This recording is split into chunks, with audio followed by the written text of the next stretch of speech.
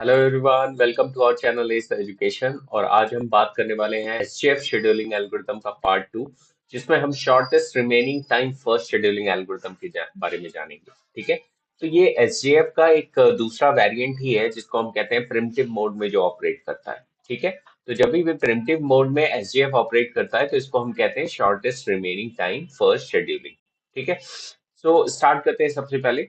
तो देखो, सबसे पहला शॉर्टेस्ट रिमेनिंग टाइम और उसमें फर्क क्या है नॉर्मल एसजेएफ में। ठीक है। तो बस प्रिमिटिव का फर्क है। प्रोसेस क्या होगा, करंटली अगर कोई रनिंग स्टेट में प्रोसेस एग्जीक्यूट कर रहा है तो वहां पे चॉइस अराइज होती है कि जो नया प्रोसेस आया है, newly arrive process at the ready Q, while the previous is still process is executing। तो नया प्रोसेस जो भी P1 आया है और रनिंग स्टेट में कोई प्रोसेस है P0, लेट से रनिंग स्टेट में कोई प्रोसेस P0 है, तो ये क्या करेगा, P1 को शेड्यूल करेगा और P0 को back to the ready queue करेगा। तो इससे क्या मतलब हुआ, प्रिंटिंग ऑफ द प्रोसेसेस। ठीक है। तो और क्या इंपॉर्टेंट पॉइंट्स है इसके, the next CPU burst of the newly arrive process may be shorter than what is left for the currently executing process. ठीक है। तो जो हो सकता है कि नया जो सीपीयू बर्स्ट आया है, नया प्रोसेस जो शेड्यूल हुआ है P1 जैसे यहाँ पे शेड्यूल हुआ है, उसका बर्स्ट टाइम क्या हो, छोटा हो, किससे, नए वाले पुराने जो एग्जीक्यूट कर रहा था या रनिंग स्टेट में उससे क्या हो, छोटा हो। ठीक है। तो ये भी पॉसिबिलिटी हो सकती है। तो ये सब चीजें हम देखेंगे जब हम क्वेश्चन सॉल्व करेंगे। तो ये सारे एनालिसिस निकल के आएंगे हमारे पास बाहर, कैसे छोटा हो सकता है वो भी हम देखेंगे। नेक्स्ट बात करते हैं, अगला point, a primitive SJF scheduling algorithm will print the currently executing process. जो भी करंटली एग्जीक्यूट कर रहा होगा उसको प्रिंट करेगा। तो ये सब पॉइंट्स हमें तब समझ में आएंगे जब हम क्वेश्चन को एग्जैक्टली सॉल्व करेंगे। ठीक है। तो चलिए हम क्वेश्चन को सॉल्व करते हैं सो दैट कि हमारा कॉन्सेप्ट और क्लियर हो जाए। तो यहाँ पे हमारे पास एक क्वेश्चन है, जैसे कि एग्जांपल है, यहाँ पे हमारे पास नंबर ऑफ प्रोसेस कितने दिए हुए हैं, 6। एंड यहाँ पे अराइवल टाइम सबका दिया हुआ है, बर्स्ट टाइम दिया हुआ है। ठीक है। हमें क्या कैलकुलेट करना है, calculation completion time, turn around time and waiting time. तो ये तीन चीजें हमें क्या करनी है, कैलकुलेट करनी है, completion time, turn around time and waiting time. ठीक है। तो इसको कैसे कैलकुलेट करेंगे और इसका कैसे प्रोसीजर है, वर्किंग कैसे है, हम इसको कर सकते हैं। ठीक है। तो देखो, सबसे पहला काम ये है कि initially zero process, zero interval of time पे कौन सा प्रोसेस अराइव किया वो हमें चेक करना है। सबसे पहला काम ये है कि जीरो इंटरवल टाइम पे देखना है कौन सा। सो सबसे पहला जो प्रोसेस आया, कौन सा प्रोसेस आया, प्रोसेस P1 आया। सो P1 को हम एग्जीक्यूट करेंगे। ठीक है। अब देखो, अब इसके बाद हम कौन सा है मोड, हमारा कौन सा है, हमारा मोड है प्रिमिटिव। ठीक है। तो ये प्रिमिटिव का मतलब क्या हुआ, तो इसमें देखो हमें क्या करना है, we check for shortest job at every unit of time. यहाँ कह रहा है हर यूनिट ऑफ टाइम पे हमें शॉर्टेस्ट जॉब चेक करना है। इसका क्या मतलब है, जैसे यहाँ पे जीरो इंटरवल ऑफ टाइम से हमारे पास कहाँ मूव किया, वन इंटरवल ऑफ टाइम पे मूव किया। सपोज करो वन इंटरवल टाइम पे मूव किया। ठीक है। अब यहाँ वन पे हमें देखना है कि एट वन कौन कौन से प्रोसेस आ चुके हैं। तो एट वन हम कह सकते हैं कि एट वन कौन सा प्रोसेस आया, प्रोसेस P2 आया। करेक्ट। सो अभी हमारे पास क्यू में कौन कौन से प्रोसेस प्रेजेंट है, प्रोसेस P1 भी है, प्रोसेस P2 भी है। तो अगर हम प्रोसेस P1 को भी देखें और प्रोसेस P2 को भी देखें तो दोनों में से सबसे शॉर्टेस्ट बर्स्ट किसका है, तो हम कह सकते हैं कि प्रोसेस P2 का बर्स्ट सबसे शॉर्टेस्ट है। करेक्ट। और प्रोसेस P1 का क्या है, प्रोसेस P1 का 7 है बर्स्ट और प्रोसेस P2 का क्या है, 5 है। ठीक है। तो हम किसको शेड्यूल कर सकते हैं, तो सबसे स्मॉलेस्ट वाले बर्स्ट को हम सबसे पहले शेड्यूल करेंगे। ठीक है। तो ये हर इंटरवल, हर यूनिट ऑफ टाइम पे होगा। यूनिट ऑफ टाइम का मतलब क्या हुआ, हर एक एक यूनिट ऑफ टाइम पे इसको चेक करना होगा। ठीक है। और बर्स्ट टाइम जिसका कम होगा उसको हम सबसे पहले शेड्यूल करेंगे। ठीक है। तो यही प्रिंसिपल हम फॉलो करेंगे यहाँ पे। तो लेट्स सी हमारे पास क्या हो सकता है। लेट्स सबसे पहले हम अगली नेक्स्ट अगला क्या होगा यहाँ पे, अगला हमारे पास प्रोसेस जो आएगा वो प्रोसेस आएगा प्रोसेस P2। ठीक है। फिर प्रोसेस P2 एग्जीक्यूट किया, उसके नेक्स्ट इंटरवल ऑफ टाइम पे फिर कंपैरिजन होगा, मतलब टू पे, एट टू पे देखो कौन कौन से प्रोसेस आ गए। और साथ ही साथ यहाँ पे सब्ट्रैक्शन भी होता रहेगा, क्योंकि कितने यूनिट ऑफ टाइम एग्जीक्यूट कर चुका है। तो प्रोसेस P1 एक यूनिट कर चुका है तो ये क्या वैल्यू हो जाएगी, 6 हो जाएगी। प्रोसेस P2 भी एक यूनिट कर चुका है तो इसकी वैल्यू क्या हो जाएगी, 4 हो जाएगी। ठीक है। अब देखना है हमें कि एट टाइम इंटरवल 2 कौन कौन सा प्रोसेस आया। तो हमारे पास कौन सा प्रोसेस आया, अब प्रोसेस P3 भी आ गया। ठीक है, तो अब हमारे पास क्यू में कितने प्रोसेस है, P1 भी है, P2 भी है और P3 भी है, तीनों प्रोसेस है हमारे पास। इन तीनों में सबसे छोटा बर्स्ट टाइम किसका है, तो प्रोसेस P1 का 6 है बर्स्ट टाइम, प्रोसेस P2 का 4 है और प्रोसेस P3 का क्या है, 3 है बर्स्ट टाइम। तो ये सबसे छोटा बर्स्ट टाइम है। तो कौन सा प्रोसेस शेड्यूल होगा, प्रोसेस P3 शेड्यूल होगा। तो अगला हम प्रोसेस कौन सा शेड्यूल करेंगे, प्रोसेस P3। P3 शेड्यूल करने के बाद फिर ये 1 यूनिट ऑफ टाइम रन करेगा और चेक करेगा अब कौन कौन से प्रोसेस आए हैं, और उतना ही जितना एग्जीक्यूट किया है ये उतना ही हम क्या करेंगे, इसमें से सब्ट्रैक्ट कर देंगे। तो दैट इज बिकमिंग 2। ठीक है, अब देखेंगे 3 इंटरवल ऑफ टाइम पे कितने प्रोसेस हमारे पास आ चुके हैं। ठीक है, तो अब हम देखेंगे 3 इंटरवल ऑफ टाइम पे हमारे पास कितने प्रोसेस आ गए। तो 3 इंटरवल ऑफ टाइम पे हम देख रहे हैं कौन सा प्रोसेस अराइव हुआ, प्रोसेस P4 अराइव हुआ और वो 3 इंटरवल ऑफ टाइम पे आया और उसका बर्स्ट टाइम क्या है, 1 है। ठीक है, तो हम यहाँ लिख लेते हैं प्रोसेस P4 भी आ गया और P3 अपडेटेड कितना था, 2, और प्रोसेस P4 का क्या है, बर्स्ट टाइम 1। तो इन सब में, अब इन सब में कौन सा सबसे छोटा बर्स्ट टाइम है, तो हम कह सकते हैं 1 सबसे छोटा बर्स्ट टाइम है। तो कौन सा प्रोसेस एग्जीक्यूट करेगा, P4 एग्जीक्यूट करेगा। तो वी राइट हियर P4 और ये भी 1 इंटरवल ऑफ टाइम तक एग्जीक्यूट करेगा। अब 4 पहुंचा। ठीक है, अब 4 इंटरवल ऑफ टाइम पे चेक करेगा। अब देखो P4 ने एग्जीक्यूट किया तो इसका यहाँ बर्स्ट टाइम क्या था, 1।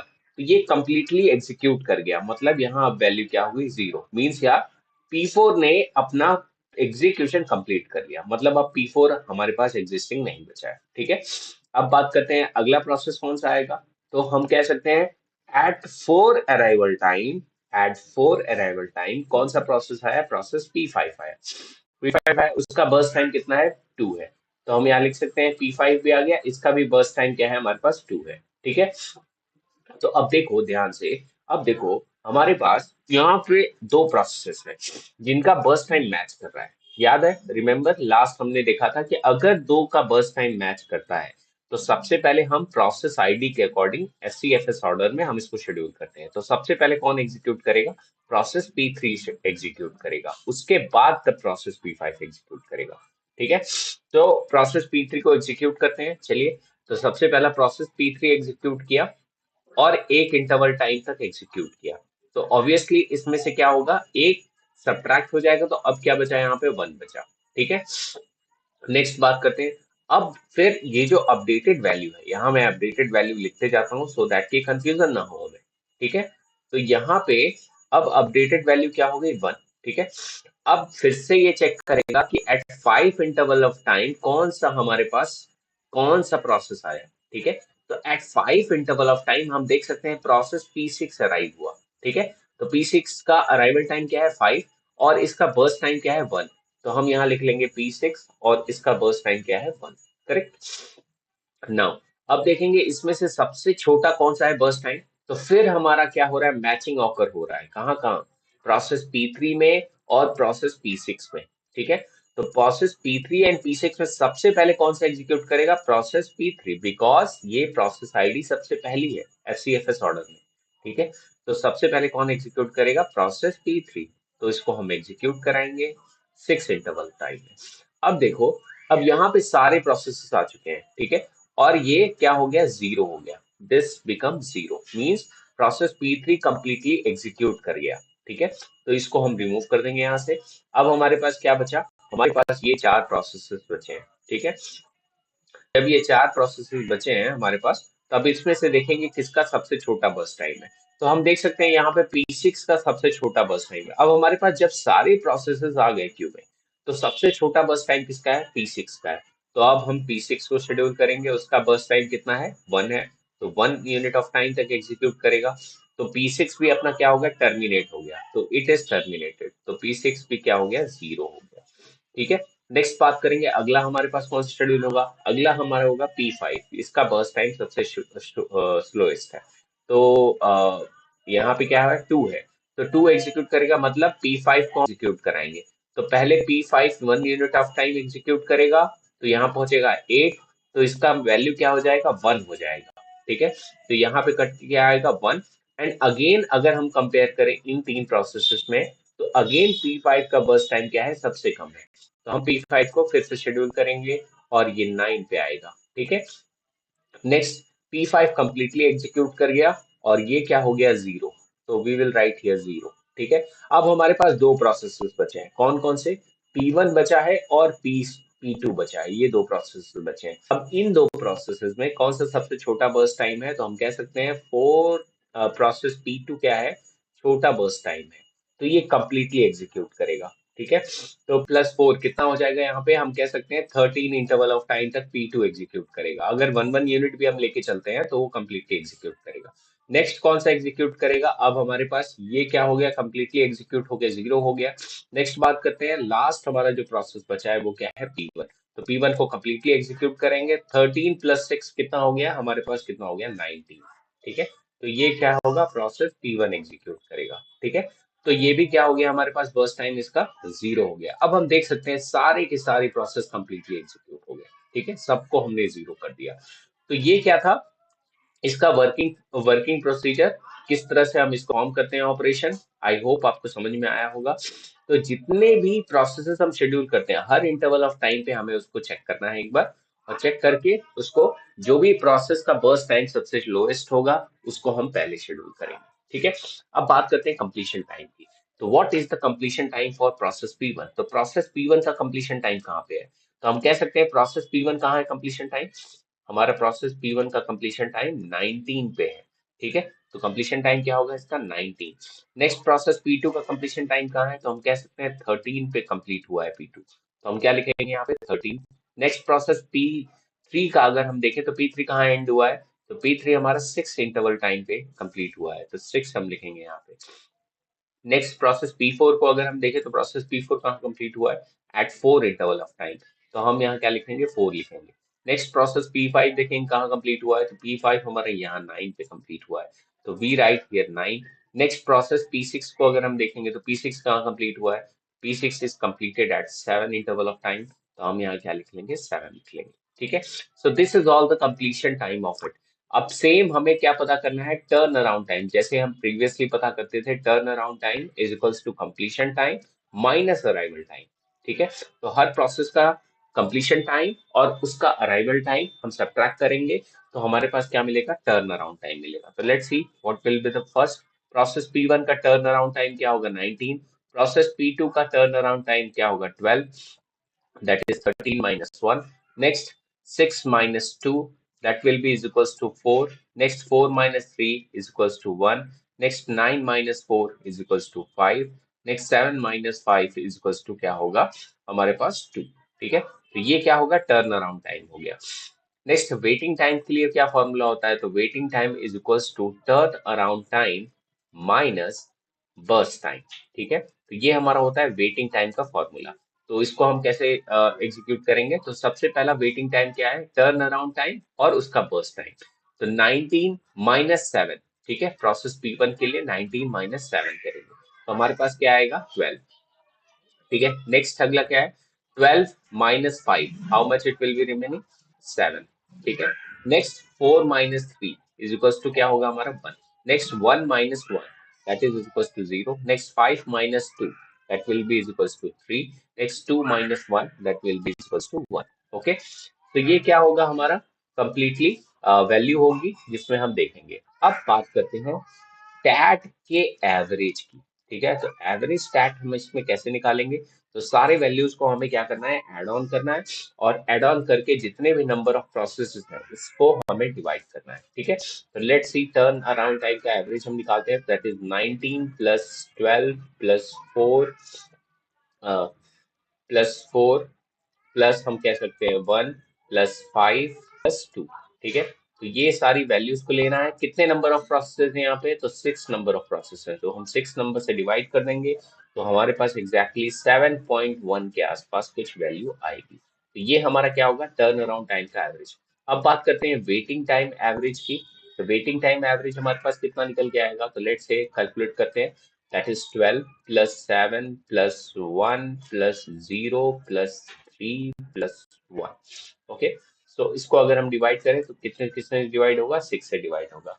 तो इसको अगर कैलकुलेट करें तो हमारे पास कितना आएगा वैल्यू, तो 12 plus 7 is equals to 19, 19 plus 1 20, 20 plus 4 24। Okay, so अगर इसको 6 से हम डिवाइड करें तो 6 में 6 4 जा 24। ओके, सो 4 क्या होगा इसका, हमारे पास वेटिंग एवरेज आएगा। ठीक है, तो यहाँ पे हम बात कर सकते हैं वेटिंग एवरेज पे निकल गया हमारे पास, टर्न अराउंड टाइम का भी एवरेज निकल गया। ठीक है, तो ये दोनों हमने निकाल लिया आराम से। तो ये क्या था, एसआरटीएफ का वर्किंग प्रोसीजर था। ठीक है, तो हमेशा यहाँ पे ध्यान ये देना है, बस हमें ये चीज ध्यान रखना है यहाँ पे क्या, कि आफ्टर कंप्लीटिंग 1 यूनिट चेक, एक यूनिट चेक होने के बाद हमें क्या करना है, which process have the shortest burst time, उसको हमें सबसे पहले शेड्यूल करना है। ठीक है, तो यही हमें क्राइटेरिया फॉलो करना है, इसी तरह हम प्रॉब्लम को इजीली सॉल्व कर सकते हैं। ठीक है, अगर हम ये पूरा पैटर्न हम इसी तरीके से लेके चलते हैं तो ये हमारा इजीली सॉल्व कर सकता है। ठीक है, तो इसमें हम ये भी देख सकते हैं कि हमने क्या देखा था लास्ट में, हमने क्या देखा था, अगर आपको रिमेम्बर हो, कि सारे के सारे प्रोसेस अराइव हो गए।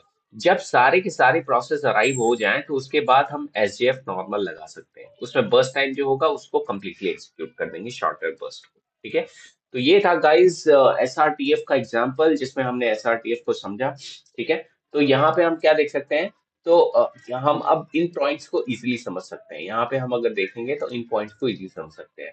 तो preemptive SJF algorithm will preempt the currently executing process. Yes, हम करेंटली एग्जीक्यूटिंग प्रोसेस को क्या कर रहे हैं, वहां से प्रिम्प्ट कर रहे हैं, निकाल रहे हैं।